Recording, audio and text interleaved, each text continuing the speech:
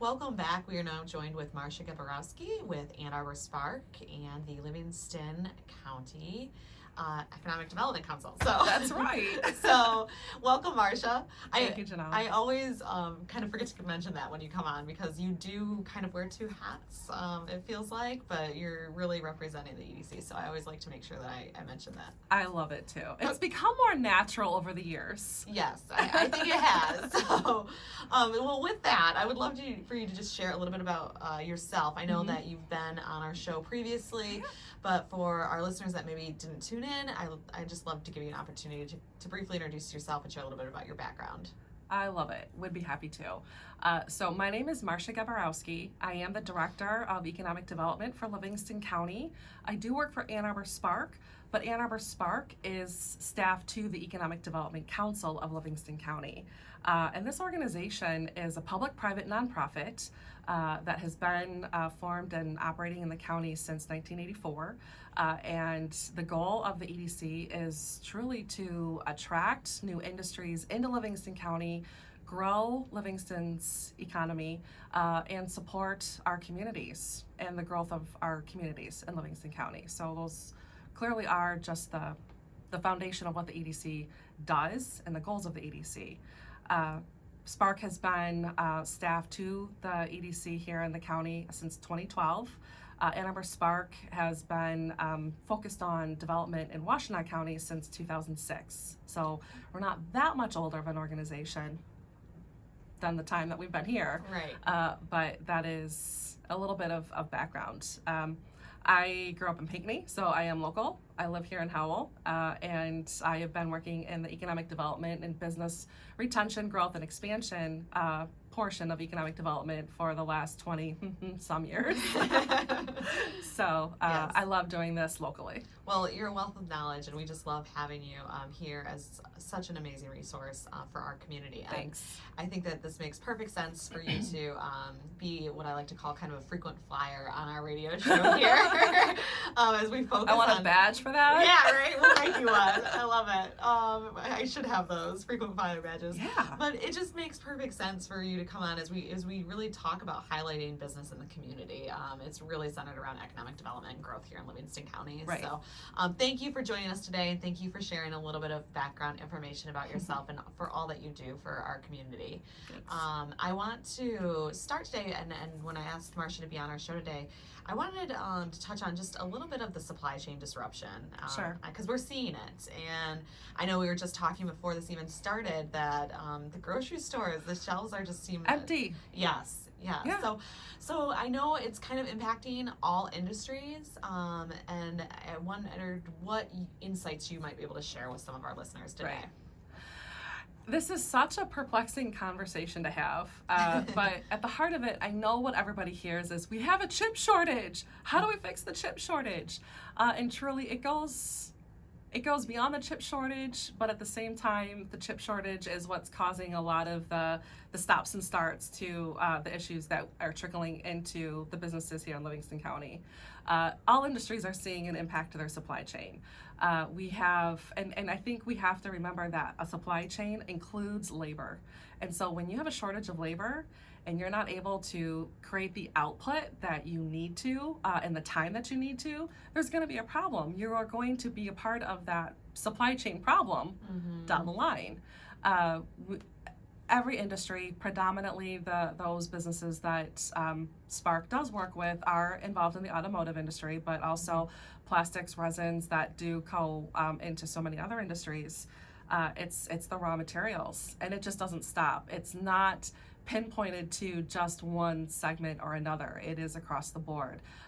It's aluminum, it's copper, it's the wiring, it's the chips, it's resins. It's truly the raw material.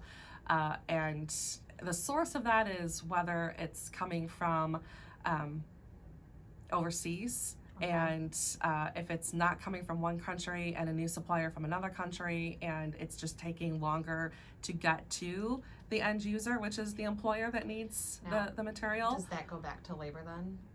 Is that why it's taking longer, or is that just a contributing factor? Possibly, but I think Okay. it is also there are other contributing factors too. You know, you might go from a large supplier of the raw material to many smaller suppliers that might not just be as sophisticated to get things from point A to point B. But Livingston has a lot of wonderful small businesses, and they don't have the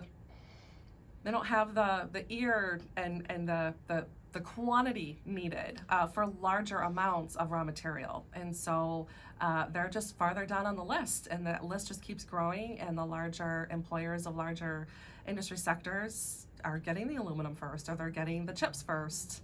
Well, I think we're seeing that too, even just with some, I mean, you talk about it from that manufacturing perspective, but even just some of our small businesses that are maybe looking for certain materials to produce what they're looking to produce are spending, 5 times longer searching for materials, Yes. searching for what they need, and then trying to find a competitive price on it, because that has also been impacted. Exactly.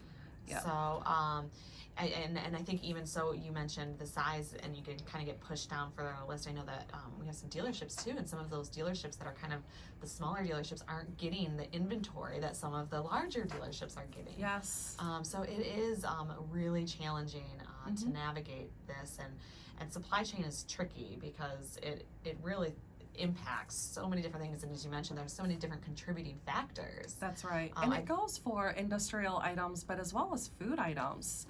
So you hit on our smaller businesses, but our small restaurants and our locally owned restaurants don't have the buying capacity that maybe Applebee's does. And that is a huge problem when they want to serve items, or they have a menu that they're not able to get the supply for. Because, Absolutely. or it's going to cost triple. It costs, and then I feel like they're just having to be really creative with some of their menus and kind of have this revolving menu as well. I know Mary from the Visitors Bureau was on just before you today, and she was talking a little bit about supply chain issues in hospitality, because we know that hospitality has been severely impacted by COVID-19, and they continue to face those challenges of navigating this ever-changing environment, as we all do. Right. But that industry it's meant for people to be together in Absolutely. spaces. So yeah, that's always they always are having to implement those best practices first. Yeah, no, absolutely. So when, do you have any insight, Marcia, of when we're going to see this let up? And I know this is totally a loaded question. I know. Or what what kind of the long-term impacts look like? I thought about this because we had talked ahead of time, and I think what I think we're going to see is the creativity of our region and the businesses, and especially like in the auto industry and so many other industries. They're going to get creative. Okay, we can't use aluminum. What other materials could we use? Okay, we don't have the technology to put heating in all 3 rows of seating. And so I think we're going to see, next year and the years out, the engineering prowess that we have in this region are going to come up with alternative ideas that might just make our products look a little different, but not too much. And well, I don't know how much to the scale or to the severity or level. But as far as shortage, so long as things can sell, they're going to try to put the output out there.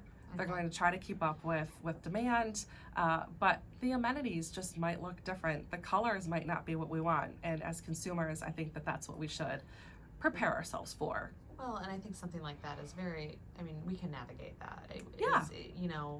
Down to those simple changes, and if we can, I think, be flexible and understanding, and as you said, prepare ourselves for just an understanding of this is how it's going to be until we can, find some relief. But the more I thought about this, and the more that I know what engineering capacity we have and how many R&D centers we have in this region, what they're already working on, it excites me to see what this might happen. That is exciting, because with every challenge there comes a new opportunity. Right. So, no, I think that we have that to look forward to. So at least there's that silver lining. You always have to find that silver lining. So you talked a little bit about labor. A little bit. And I'm just going to circle back to that. Sure. Because,